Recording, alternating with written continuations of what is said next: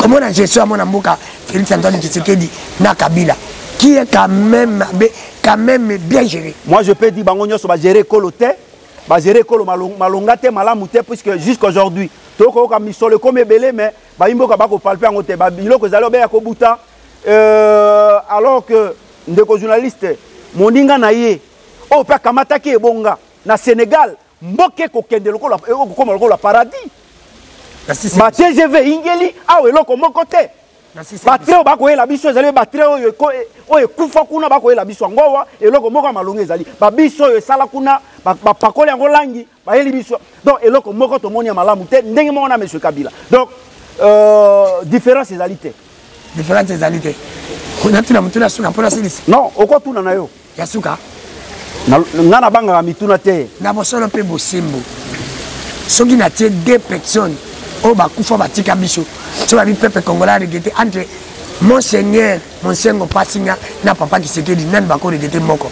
mais ndeko journaliste je pense que babunda pour l'école ba vous allez journaliste non écoutez Nazali na lui-même yana yo mais motuno ko tuno wana izali na alimate puisque bango nyoso bazali bana mboka oyo babunda pour na non je peux pas dire moto akufa moi je ne peux pas dire et si ko bazali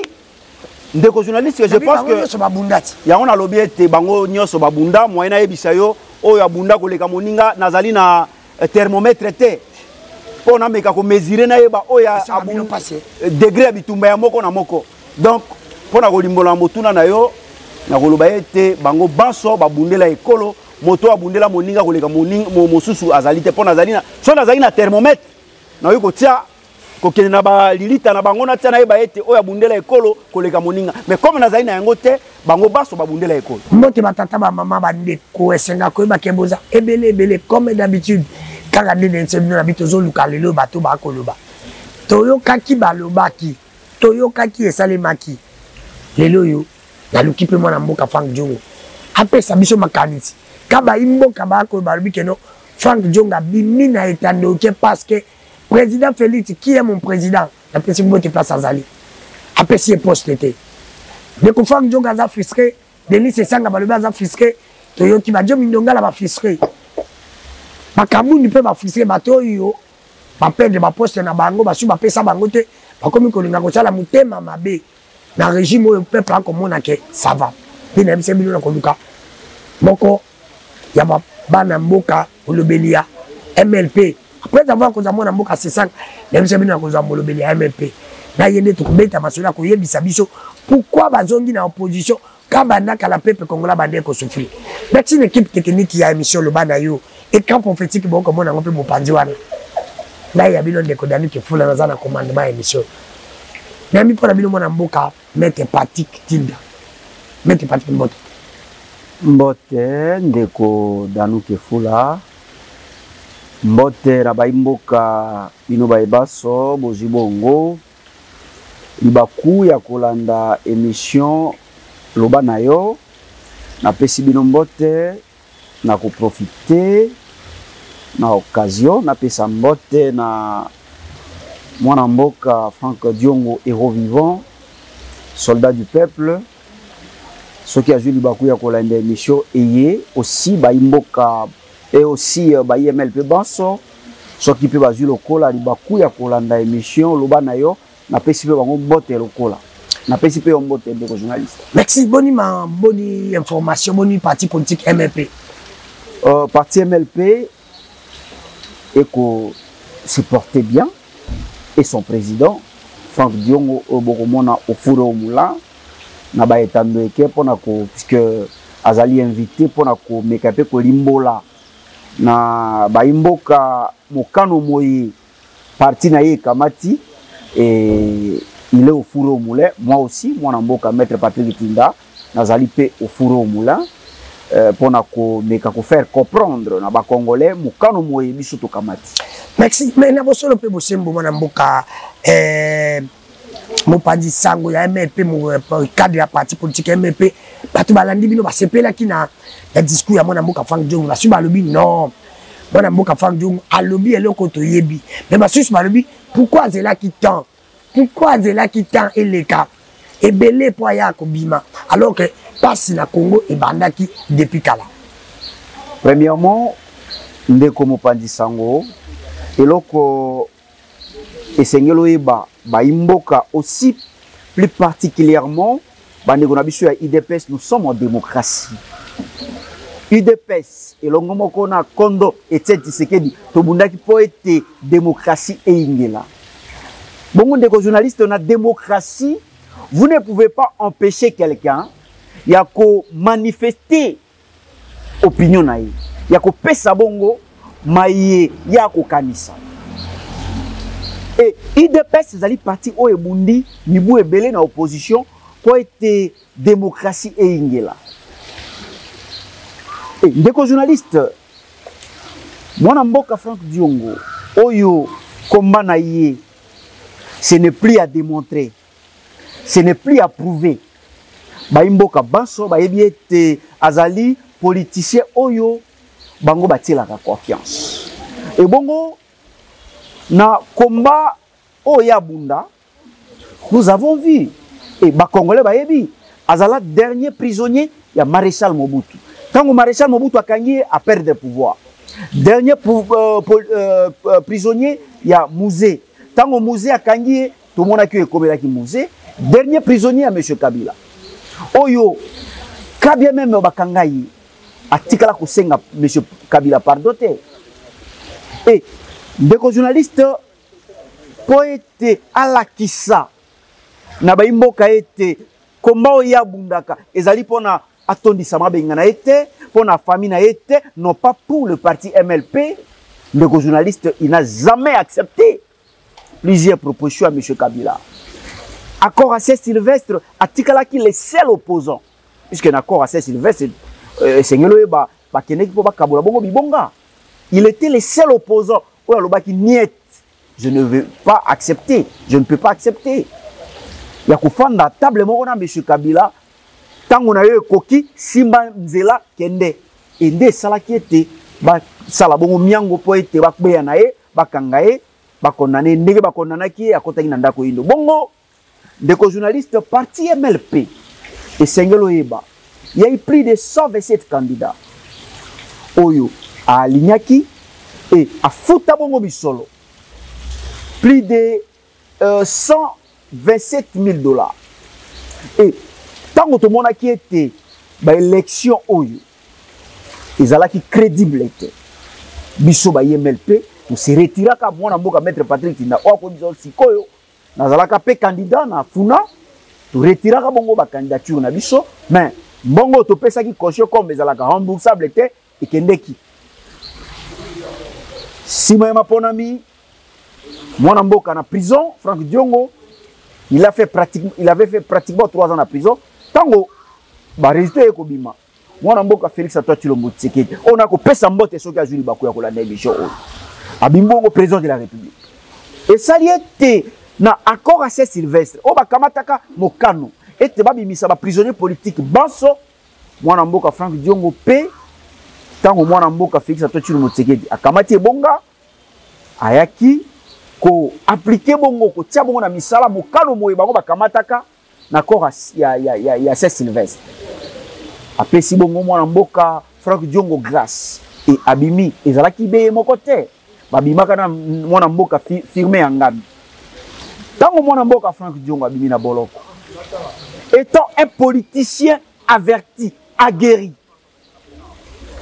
Oyo asalaka politique ite pona ko sepelisa moto. Et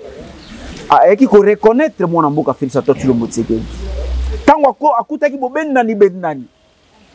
Ba ko réclamer te bango moto ba gagner ma ponani. Ba ko lo biso moto to gagner. Moi nyamu wana tango ya abimi. Étant prophète politique, à lobby, à reconnaître Félix Antoine Tshilombo Tshisekedi et des journalistes, moi mboka Franck Diongo à lobby nini. Si manaye ko reconnaître Félix Antoine Tshilombo Tshisekedi, à lobby, à komona bayi basie opposé à M. Kabila Banso, pour être atali sabango makanisi maye azali na yango. Makanisi maye mazalaki nini? Kozwa basie opposant sur M. Kabila amema bango va soutenir Félix Antoine Tshilombo Tshisekedi pour être bakabolaye na M. Kabila. Parce que le fait pour il y a des opposants nyonso ya M. Kabila, il y a koya sima ya Félix Antoine Tshilombo Tshisekedi et que ça l'a été Kabila akoma bongo na moi limite mai maso miango miso oya zalaki na yango ete asala na monsieur Félix Antoine Tshilombo Tshisekedi akokoka kosala yango te tala idée oya zalaki makanisi maye ye azalaki na yango mais pas mettre na bosolo pe bosimbo yo lobi kende confang jongo na pesimbo te azalaki na Kabila te Kabila pesa ba poste aboya ozolo bande ko babi Frank Dionga azalaki na Kabila même azaka muta ane et le ba mebele babi il était muta ane. Là c'est la première question. La deuxième question babi a remercié président Félix na menti ba pesa kala mboa président Félix mutabimi sala ina prison oya lingaki akufa ayaki ko samba na ba mai na maboko mais lelo ya bimi alingi asala opposition et pas président Félix président koka ko pesa ata poste te mais ko bimi sa na prison ezali reconnaissance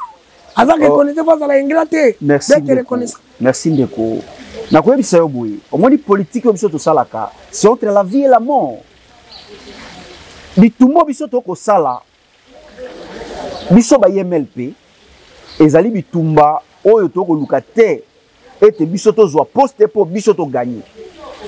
Laissez-moi vous dire, puisque si c'était pour ça, on pouvait travailler avec M. Kabila. On pouvait faire ce que tous les opposants d'aujourd'hui mingi ba sien kabiliste lelo ba komba opposant na mbongo ya république on pouvait faire la même chose au monaki bondumba ya politique oh misusu lelo ba komi komona bango lokola banzelu alors que hier ils ont mangé ils ont pillé la richesse de ce pays lelo ba komi ko pesa bato ba leçon ndeko journaliste pour votre information le MLP biso ba MLP to yana politique te pona koluka misolo plus particulièrement mon amboka maître Patrick Tinda ce qui na yena politique na landa Frank Diongo na ingeli na MLP Frank Diongo ba uti ko kangaye pour ton information ce qui biso ba MLP to ndima ki mon amboka Félix Antoine Tshilombo Tshisekedi eh ben c'est tout simplement parce que si Mayabo Magnoli to mona qui était ezalinde parti IDPS ce n'est pas Félix Antoine Tshilombo Tshisekedi a joué bonga mais c'est le parti IDPS auto bundi na yango puisque eloko sengelo yeba mona mboka Félix Antoine Tshilombo Tshisekedi azalaki na parti te atikala ko créer parti politique te. Oh. C'est le parti de son père. Écoutez, il n'y a pas un problème. Écoutez d'abord. Mwana mboka Félix Antoine Tshilombo Tshisekedi n'a jamais créé un parti politique. C'est le parti de son père. Et c'est un parti oyo biso to bundi bitumba politique pembeni na yango elongo moko. Et biso ba MLP tango to moni ete moto akamati ebonga ezali mwana ya Sphinx Etienne Tshisekedi tolobi ezali parti oyo to bundi na yango mibu ebele longola bobunda allons-y écoutez ezali parti oyo to bundi na yango nde kamati ebonga et mwana mboka Frank Diongo ayebisa président de la République mbala ya liboso tango ya bibi na boloko mbala ya liboso bakuta na lobi na eboye soki ngai Frank Diongo na ndimio c'est puisque d'abord ozali mwana ya Sphinx deuxièmement yo moto kamati ebonga te ezali tata na yo c'est l'esprit Tshisekedi qui a pris le pouvoir et mokolo moye yo ko kabwana na vision na idéologie ya tata na yo o ezali pe tata na ngai politique père na yo biologique mais père na ngai politique ngai na to ko kabwana mokolo ya liboso et ndeko journaliste totali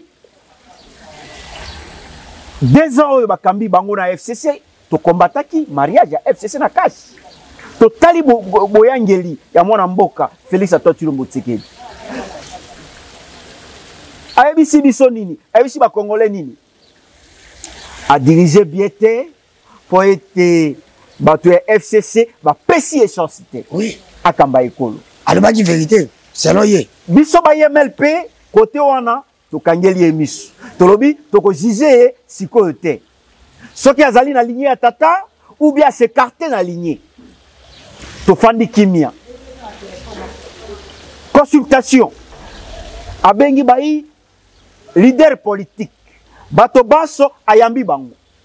Ayambi moto na moto ayeko pesa ye o elo kasa ya kotalisa ye makanisi maye ye azali na yango po ete ekole tombwana. On passait que mbela ye wana ekosala ete mwana mboka Félix Antoine Tshisekedi akamba ekolo kolandisama na souci ya bato pe na makanisi ya bato baso ye ayambaki. Totali sima moke ayeko créer bongo union sacrée. Union sacrée oya keli. Biso tokanisi ete ekozala na vision oya Etienne Tshisekedi. Mais sima ya botali tomoni ete union sacrée ezali na vision ya tatate, mais union sacrée ya kelaki yango tout simplement pour être à débaucher bongo ba député. Sima na ye ko débaucher ba député alors bien que ça le gouvernement de warriors, gouvernement oyekoya pour travailler d'arrache-pied, école et koufi, pour être bah sekou sa école. Des journalistes 6 mois quand le gouvernement union sacré bimi, biso ba MLP donc observer. Yo ya benga ki biso, to tsaye maboko, to travailler longo moko na ye, to zui poste te na gouvernement. Tolobi problème ezalité. Non, non, suivez. L'andanga na bokebi. Non. Voilà peut-être que biso biete. Tolobi boye. Quand bien même biso to bimi na gouvernement ote ba imboka bandeko oyo bazali nommé total balobi ezali gouvernement de warriors, gouvernement oyo ko travail d'arrache-pied pour être to sauver écolo. Pour être ba sauver écolo. To pesi bango chance. To soutenir Félix Antoine Tshisekedi. Mais si moi mikolo mike biso ba MLP to moni nini biso ba oyo to respecta ka idéologie ya tata to moni nini si ma gouvernement kobima gouvernement oyo peuple a tselaki motema un espoir déçu peuple atali biso ba MLP to tali to moni nini ndeko journaliste gouvernement kobima ka si moi mikolo mike dossier ramé ingeli gouvernement kobimaka bena bobimi to mona boye état de droit biso même biso ba MLP to sepelaki bako kanga tango to moni ete bakangi directeur cabinet chef de l'état biso to lobi tala mwana ya Etienne Tshisekedi Moïse ya Congo oh biso to bandaka kozila tala yeyi ngai na etandoke na bandaki kokumisa to moni procès à 100 jours to moni bako kbeya na bato il s'est fait ko pomolo bako kbeya na bato bako tinda bango na ndako ini to moni ki même ancien ministre ya IDPS o ya santé ndeko Etienne Longondo bakbeine to lobi biso ba MLP to lobi tala Moïse moto oyo ekole bandaki kozela puisque esengelo yeba na Biblia baloba c'est la justice et l'évination pour être ekole kene na tombwa esengeli justice ezala makasi tango tomoni bakokbeya na bayibi mbongo ba détourner bakotinda bango na ndako indo tolobi Moïse ya Congo amononi mboke kotombwana ndeko journaliste sima moi mikolo mike toyoka dossier ya ram tolobi mais gouvernement oyo yepona et appliquer et tiana misala le peuple d'abord boni bo saleli na le peuple l'autre côté bo bandi ko nyoko le peuple total moi sima ya mikolo mike ndeko journaliste tu es comment non nini baye ko appliquer gratuité dans une précipitation exagérée alors que gratuité avant qu'on applique yango ezali na ba préalable gratuité avant qu'on applique yango ezali na ba préalable tout le monde qui na gouvernement ya kala gratuité ko tepa mais gouvernement y normalement fallait ba fanda ba maniola puisque chef de l'État ayambaki ba leader politique ba yelaki ba recommandation entre autres ba recommandation biso ba yempe to kendelaki tolobi tata gratuité siko eko simba na lote pona nini eko simba te gratuité eko simba te et bien tout simplement puisque botongi na lobité et lote ba préalable les ali yambo ete bo appliquer gratuité botala puisque tango boko appliquer gratuité bana bakoya ebele na kelasi mais est-ce que bobongisi bisika oyo boko yamba bana est-ce que bobongisi li fouti ya ba enseignant est-ce que botali problème ya ba enseignant non payé oh bazwaka li fouti te tala ba préalable puisque il y a des enseignants jusqu'aujourd'hui oh ba touchaka misolo te mais bo appliquer bo tie gratuité na misala enseignant oyo ya nzala na kelasi kotangisa bana bazalaki veti bakomi 80 bakomi 100 deko journaliste est-ce que enseignant oyo akozala na courage ya kotangisa tomoni ete ezali décision moko bazwaki yango dans une précipitation pona ko sepelisa bato alors que ekoboma éducation ya bana enseignant koya afandi na ina nzala bana batondi ebele bakosala kama kelele enseignant afandi akotangisa te tout simplement puisque libumu ezali nzala libumu ya nzala akotangisa ndenge nini ndeko journaliste tobandi ko manyola totala ndeko journaliste bitumbo biso tobunda pona état de droit que justice ezala bongo impartial totala boye tomoni ndeko eteni longondo bapesi liberté provisoire totala boye bato baso bakanga na pona programme projet à 100 jours bango baso o justice simabo sambisi bazuzi babengi bato kilikili totali na baetandoeke zela moke totali na baetandoeke ndenge bakoya balobi dans la logique des choses programme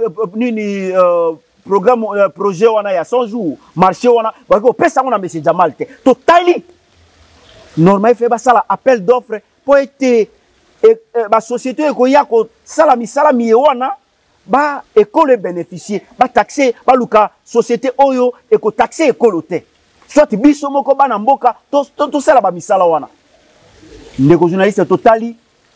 bato banso oyo tali samaki polele te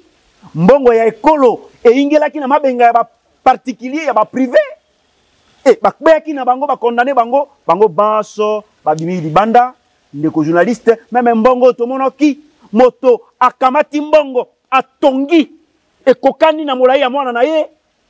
ndeko journaliste nyoso wana batali yango te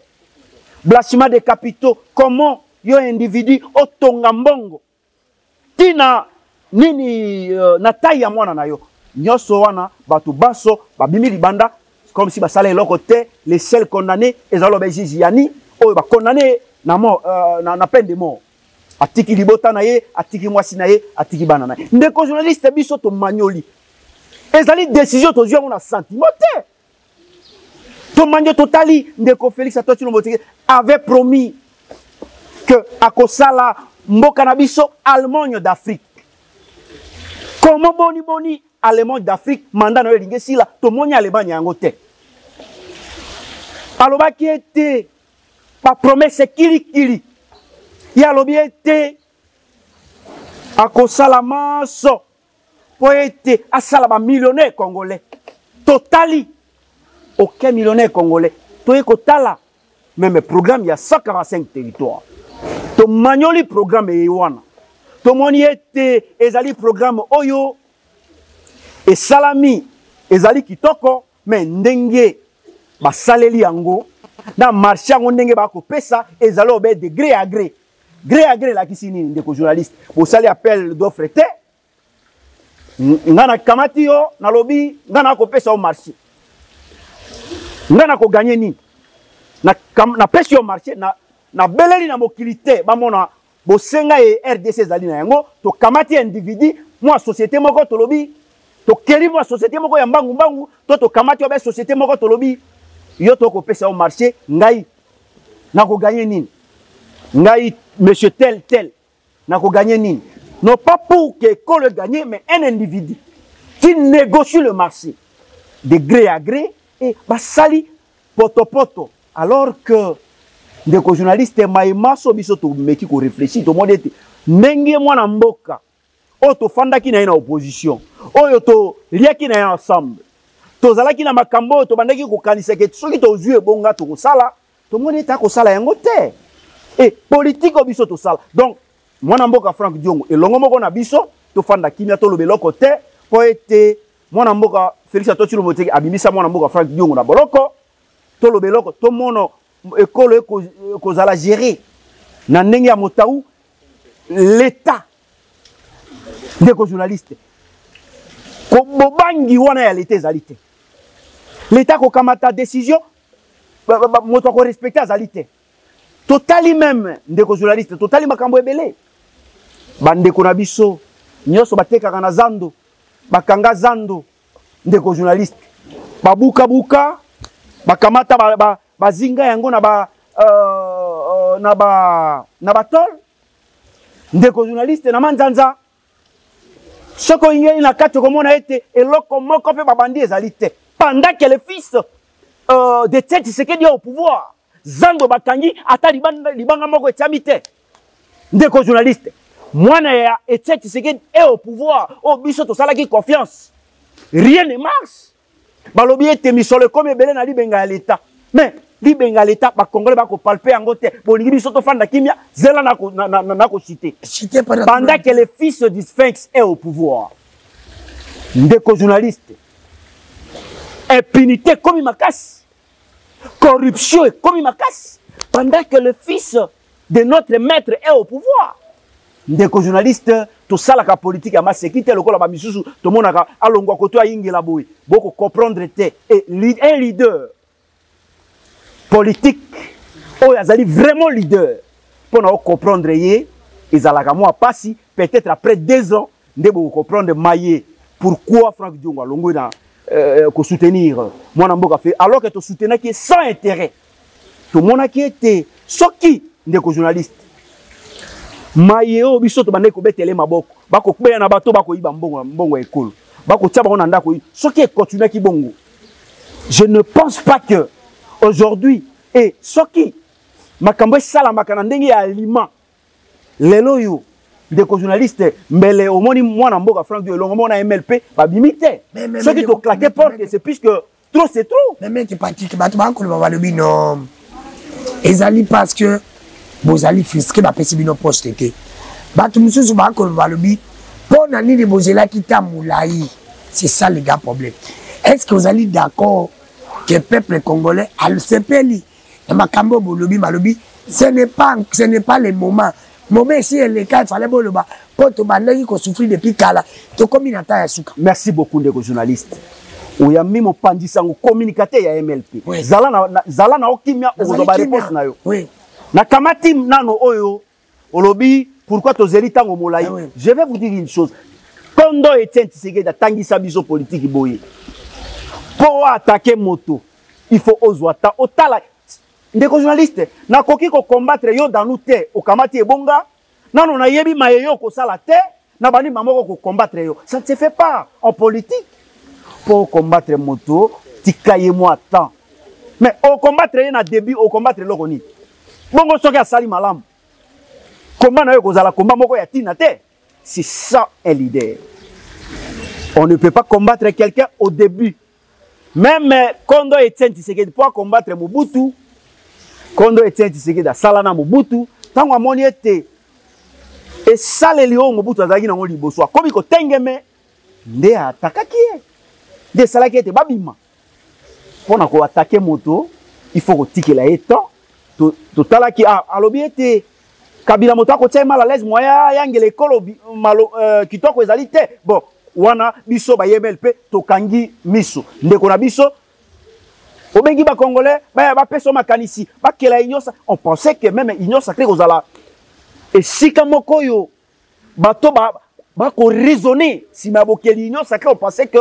inyo sacré kozala siko yo bato ba yena ba ko yana ba fandi esika moko ba ko sangisa makanisi pour être kolé tombona si tous les domaines dans tous les domaines. Mais si mes botali to monete union sacré yango soki ba bengi omono be ba sie kabiliste bango na ba bimi bimi batoyo peuple asi a botolo bango confiance okomona be bango et ndeko journaliste na koyanola motuna no ya mibale zelanga na ya motuna no po okachonde na kimi motuna no motuna na ya mibale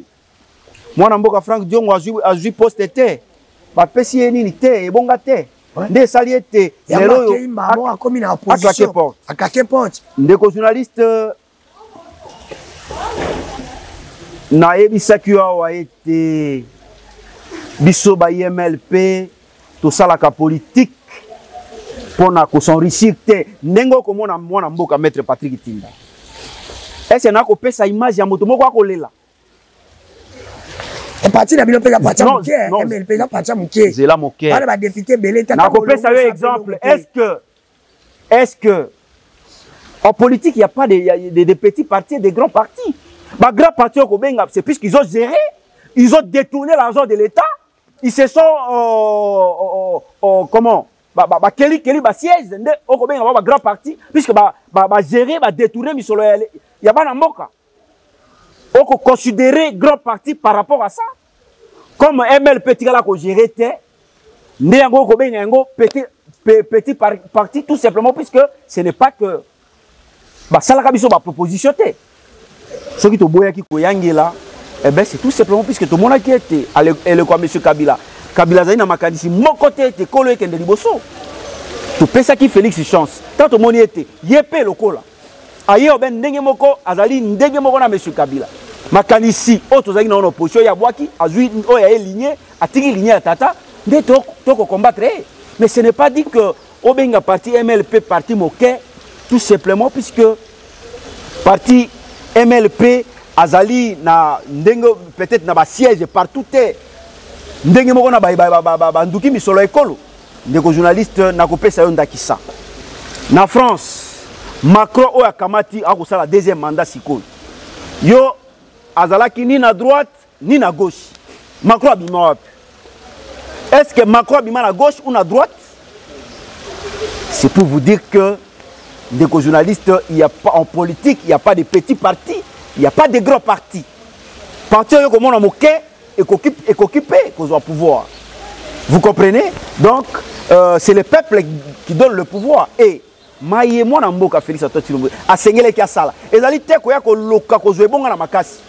yo salela nde peuple mosala et soki asalela ki peuple mosala ezali kutu débattre puisque peuple nde azali directeur ressources humaines mais bino boye ole bosalela peuple bobandi peuple ram to lobi awa to pasuki minoko makambo ya ram tango bamoni mapono me bandi ko pusana balongoli ram sa kopesa explication la peuple pourquoi bokataki biso mbongo donc peuple ba ko zoba ye biso to lobate po mwana mboka Félix Antoine Tshilombo Tshisekedi ndeko na biso abimisa biso la boloko politique tata tangisa biso politique tata tangisa biso ndeko journaliste donc on peut dire aussi que Etienne Tshisekedi azalaki ingrat na Mobutu po Mobutu apesaki ba poste on peut dire ça.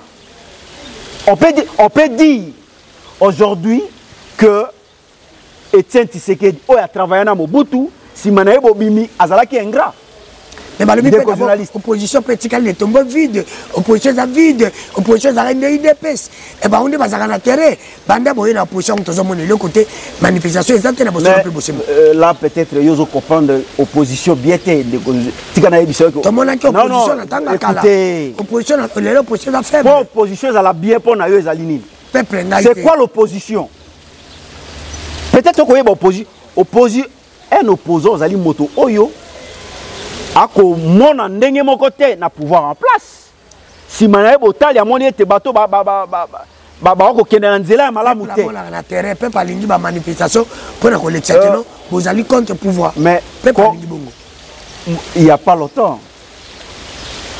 biso to bimi na to tiki to claquer porte na Félix Antoine Tshilombo Tshisekedi biso to soutien to tikala ko ingela même na union sacrée puisque union sacrée yango moko na nous ani on soutenait le fils du Sphinx et tu vas que pesa ba recommandation to tika ko ingela union sacrée yango moko est-ce que au moment na Frank Diongo ou bien biso ba MLP na ba réunion ya union sacrée je crois vous avez la réponse donc pour vous dire que opposition ezali oyo mona na nzela te opposition ezali maïto ko sala na ba etandweke et si ce que sengi était to bima nzela to ko bima. Ce n'est pas dit que IDPS n'a pas un monopole, il y a opposition, ce n'est pas ça. Je crois que nous avons un merci, maître Patrick Tinda Bobo. Mongali Bonga, Mona Okata Ongolo, Ogbouché. Comme Boulaye, Congolais. Maître Tinda Mongali Bonga, Mona Okata Ongolo, Ogbouché. Merci. Comment Bakobenga la Dali Konga, les Mbouza, solo. Nana Kobenga la Dali Congolais. Yo, comment morphologie, en Zali à Barwande. Oh, mais comment Moulaï Zali, comment et outil Équateur. Yo banda oyoka Mobutu CCC ko kukumbandu nano yoka ngote yo zoboya ke président Félix Angonga to moment na Équateur atebino bo minda be pelele ndeko minda pelele kotite oyo eloko na moni kulutu na ngai Bemba esali ngai mawa Équateur kende omona Équateur comme potu Équateur ekufi minda pelele mo ba poto batie et kulutu na ngai Japie Bemba ko betela ngo maboko. Alors, makambo ya kosala ezali bele ndeko journaliste tango boko loba makambo eko pesa biso kanda longwa wana ekolo kende na ba ekolo ya bapaya tango kozonga okoyina bato bako kamba biso longwa kende na Sénégal omona mwana mboka oyo atondisami na susi ya ekolo atondisami na susi ya bandeko na ye kende na Sénégal elo kitanini bango bazali na yango eloko na komituna biso ba congolais ekolo na biso esala nini biso ba congolais to sala nini poto mériter ba konzi ya boy. Mais tu pas dit un mot par rapport à la convocation ya Jama Kabou na bité sur ba kangi les fils ba kangi parce que baba né déjà comme c'est un yo yebi liberté provisoire nazane eloko koloba te liberté provisoire ya mona mboka na yo qui pas liberté provisoire président ya zalaki ya Azalaki na aner comme na chef de l'état papa wana par rapport d'abord à monsieur Kabunda na eloko kolobate Kabunda kangela biso kanda tout simplement puisque moi na mboka Franck Diongo alobaka na ba etando eke mais ngai na sali mo sala monene ya ko ramener motoya na Moïse Katumbi na Japie Bemba na Union Sacrée c'est Franck Diongo ye moto sala mo sala ya ko convaincre ba sien ya lamuka ko ya na Union Sacrée. C'est pour dire que Franck Diongo ndazalaki ya ba le bagaza muta ane ya solo non ça c'est gravissime na lobi asalaki mo tango na yebiso tango bibi na boloko alobaki ba sia opposant nyoso monsieur Kabila faut ba soutenir ndeko na bango. C'était ça les travail qu'il avait fait et a convaincu ki bango po ba ya na Union Sacrée. Vous comprenez? Monsieur Kabunda tango mwana mboka Franck Diongo moni ete musalo ya salaki monsieur Kabunda ninga bebisa est-ce que okoyeba ete tango mwana mboka Félix Atotilo Mutsekedi ayambaka Jean-Pierre Bemba na Moïse Katumbi Kabunda était là et sima ya bobimi sima ya likita moi réunion basalaki Kabunda bimi aleki na Top Congo pona koloba non bango baye ko luka poste et mwana mboka Franck Diongo tango alinga sauver loko wana puisque ko perdre Bemba na Katumbi balingaki ba elinga ezala impossible pour que ba kende na pour que ba majorité basculer ba tona ba na port ya makasi et tango mwana mboka Franck Diongo moni danger na mosika tango ya loba na etandweke pona ko pamela ekela e Kabunda sali Kabunda kangela mwana mboka Franck Diongo kanda abandé suko solisa ete et à se comporter qui n'est se comporter tango ya koloba bato baso 90% bato bazali na présidence na tie bango c'est monsieur Kabunda kolo juisa ses alliés tout moni maye il a réalisé na moi le convoqué président vice-président Assemblée nationale soit un député national awi ko tonga ndako Kabunda tongi wana na bandako misusu to ko yoka ndeko journaliste ba pesa bato ba lesote ezali ndenge na bango ya yebe ko pomolo maye biso to bandaki ko ima ya ye ko talisa yango au grand jour ndetina peut-être il y a puisque a talicipé que politique puisque vous savez politique un opposant n'est pas quelqu'un qui est là en train d'injurier les gens pour que ba yo kelo ezali ka ko finga te yo talisande ndenge biso to sali to talisi ba point tant on a yebiso c'est na fini moto politique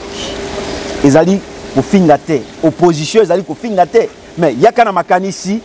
talisa faiblesse et pesa ya yo solution c'est ça mais tango ya na ba injure yango ako récolter oh ya semaki puisque le fait pour lui a quitter abandi na benji aye na benji abandenge non aye na ba parmi na point de presse na ye ezali na makambo ya lobby oyo bato babatela kamibeko ba organe de la loi ministère public à Moniette, il y a des comportements infractionnels. Non,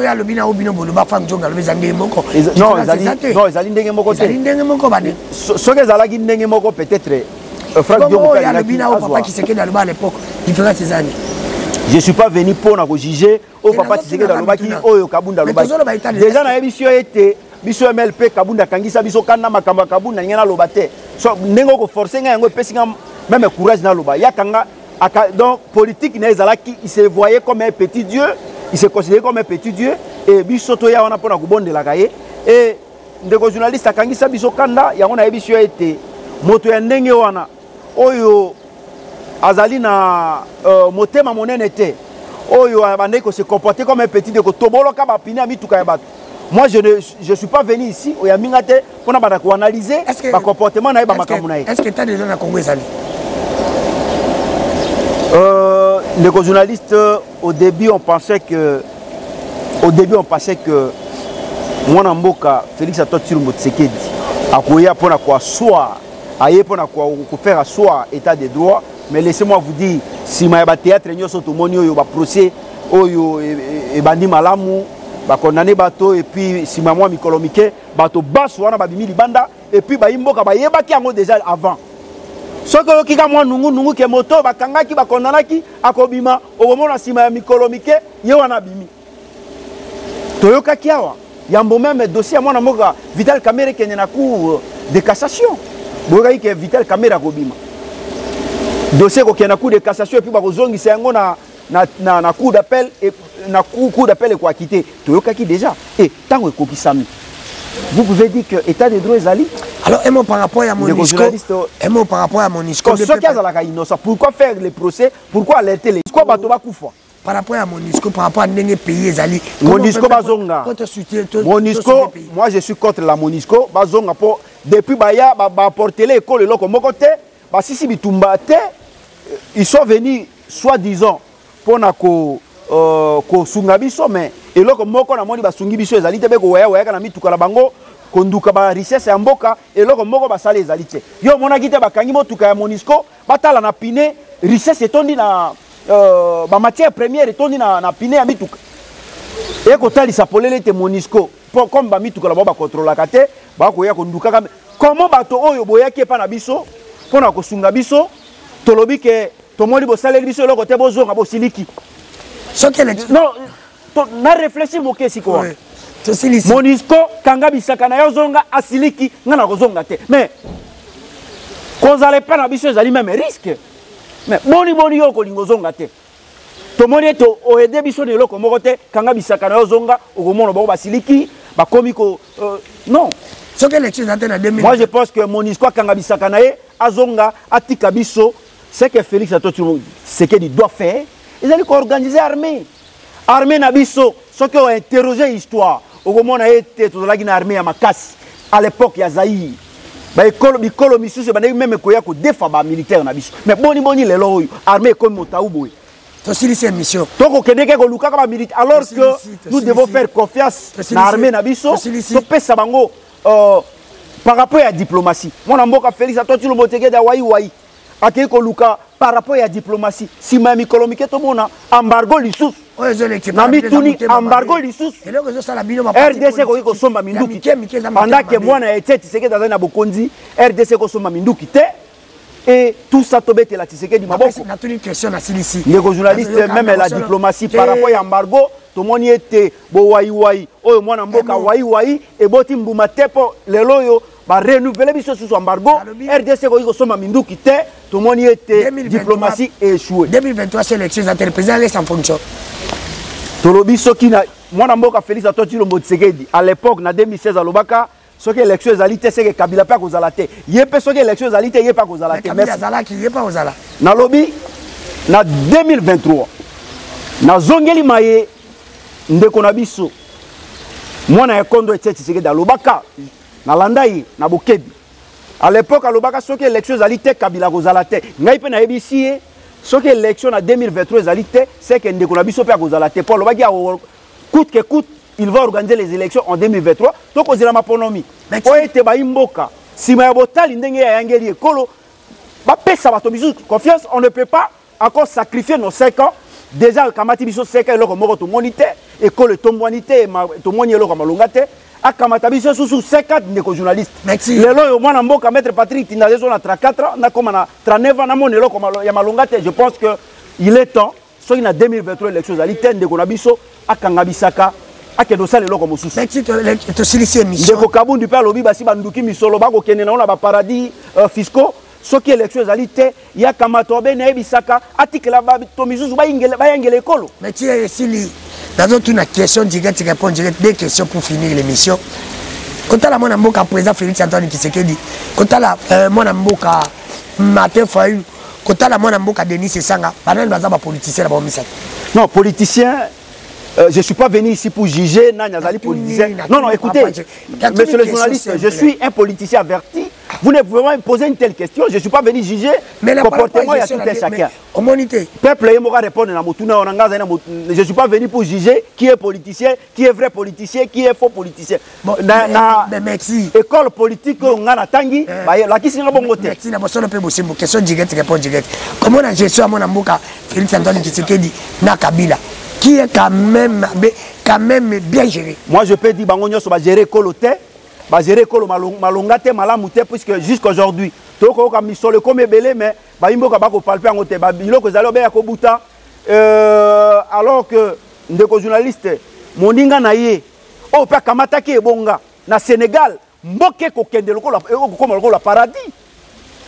Ba TGV ingeli awe loko mokote. Batreo bako la biso ezali batreo oyo kufa kuna bako la biso ngowa eloko moko malonga ezali ba biso oyo sala kuna ba pakole yango langi ba yeli biso donc eloko moko to moni ya malamu te ndenge moko na monsieur Kabila donc différence ezali te on a tuna mutuna suka pona silisi non oko tuna na yo ya suka ngana banga mituna te na bosolo pe bosimbo soki na tie deux personnes o ba kufa batika biso tu vas peuple congolais regretter entre monseigneur monsengo Passinga na papa Tshisekedi nan bako regretter moko mais ndeko journaliste je pense que babunda pour ekolo ba onyo ozali journaliste non écoutez nazali na limem ya na yo mais motuno ko tuno wana ezali na alimate puisque bango nyoso bazali bana mboka oyo babunda pour na mboka non je peux pas dire moto akufa moi je ne peux pas dire et siko bazali ndeko journaliste je pense que ya on a lobby ete bango nyoso babunda moyena yebisa yo oyo abunda koleka moninga nazali na thermomètre te pona meka ko mesurer na yeba oya